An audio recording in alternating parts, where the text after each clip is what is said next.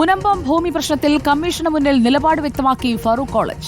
ക്രയവിക്രയ സ്വാതന്ത്ര്യത്തോടെ വഖഫായി കൈമാറുന്നുവെന്നാണ് ആധാരത്തിലുള്ളത്. അതുപ്രകാരമാണ് വിദ്യാഭ്യാസ ആവശ്യങ്ങൾക്ക് മുനമ്പം നിവാസികൾക്ക് ഭൂമി വിറ്റതെന്ന് ഫറൂഖ് കോളേജ് അഭിഭാഷകൻ advocate Mayankutty Methar. Munambam commission sitting Kakkanad കളക്ടറേറ്റിൽ തുടരുകയാണ്. വഖഫ് ബോർഡ് പ്രതിനിധികൾ ഇന്ന് ഹാജരാകില്ല. അടുത്ത മാസം തന്നെ റിപ്പോർട്ട് നൽകുമെന്ന് ജസ്റ്റിസ് CN രാമചന്ദ്രൻ നായർ റിപ്പോർട്ടറിനോട് പറഞ്ഞു. ഞാൻ പിന്നെ ഫെബ്രുവരിയിൽ എൻ്റെ ജോലി റിപ്പോർട്ട് ഉണ്ടാക്കുക എന്നുള്ളത് ഫെബ്രുവരി അവസാനം കൊടുക്കണമെന്ന് തന്നെ ആഗ്രഹിക്കുകയാണ്. അതിന് ഗവൺമെൻറ്റിനും വേണമെന്ന് പറഞ്ഞേക്കണേ.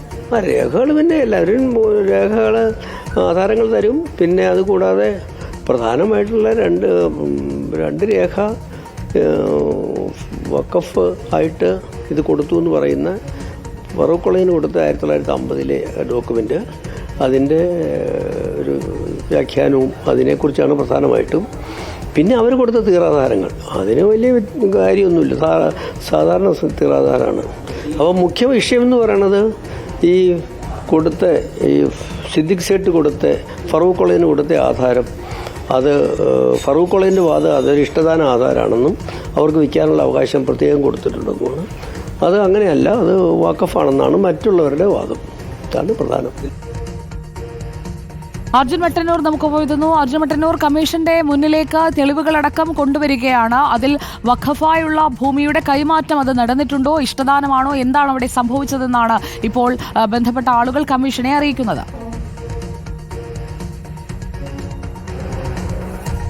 മുനമ്പത്തെ ഭൂമി പ്രശ്നവുമായി ബന്ധപ്പെട്ട പ്രാഥമികമായി രേഖകൾ പരിശോധിച്ച ശേഷമാണ് കമ്മീഷൻ ഹിയറിംഗിലേക്ക് കടന്നിരിക്കുന്നത്. ഇന്ന് എറണാകുളം ജില്ലാ കളക്ടറേറ്റിൽ ജസ്റ്റിസ് CN രാമചന്ദ്രൻ നായരുടെ നേതൃത്വത്തിൽ ഈ ഹിയറിംഗ് നടന്നുകൊണ്ടിരിക്കുകയാണ്. ഇതിൽ ഇന്ന് പ്രധാനമായും വാദങ്ങൾ ഉന്നയിച്ചത് അത് ഫറൂഖ് കോളേജ് അധികൃതരാണ്. ഫറൂഖ് കോളേജ് അധികൃതർ പറയുന്നത് ഇത് ക്രയവിക്രയ സ്വാതന്ത്ര്യത്തോടെ വഖഫായി കൈമാറുന്നു എന്ന് കൃത്യമായ ആധാരത്തിലുണ്ട്. അതുപ്രകാരം വിദ്യാഭ്യാസ ആവശ്യങ്ങൾക്ക് വേണ്ടി മുനമ്പം നിവാസികൾക്ക് ഈ ഭൂമി വിൽക്കുകയായിരുന്നു എന്നാണ് പ്രധാനമായും പറയുന്നത്. അതോടൊപ്പം തന്നെ വഖഫ് സ്ഥിരം കൈമാറ്റമാണെന്ന് അറിയാവുന്ന ഉടമ ഇത്തരത്തിൽ ഈ ക്രയവിക്രയം നടത്തിയത് ആ അധികാരം നൽകിയത് തന്നെ ഈ ഭൂമി വിൽപ്പന നടത്താൻ കഴിയുമെന്നതിന്റെ തെളിവാണ്.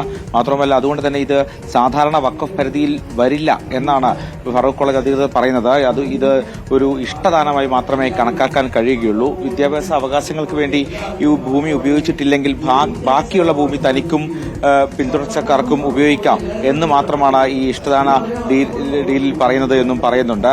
എന്തായാലും അത്തരത്തിൽ മുനമ്പം നിവാസികൾക്ക് അനുകൂലമായ നിലപാട് കമ്മീഷന് മുമ്പിൽ ആവർത്തിക്കുകയാണ് ഈ ഫറൂഖ് കോളേജ് അധികൃതർ. ഇന്ന് വഖഫ് ബോർഡിനോടും ഇന്ന് ഹാജരാകാൻ വേണ്ടി ആവശ്യപ്പെട്ടിരുന്നു. എന്നാൽ വഖഫ് ബോർഡ് ഇന്ന് ഹാജരായിട്ടില്ല. കൂടുതൽ സമയം വേണം എന്നാണ് വഖഫ് ബോർഡ് പറയുന്നത്. ഈ വരുന്ന 15-ാം തീയതിയും അടുത്ത ഹിയറിംഗ് നടക്കുന്നുണ്ട്. 15-ാം തീയതി വഖഫ് ബോർഡ് പ്രതിനിധികളും ഹാജരാകും എന്നാണ് മനസ്സിലാക്കുന്നത്.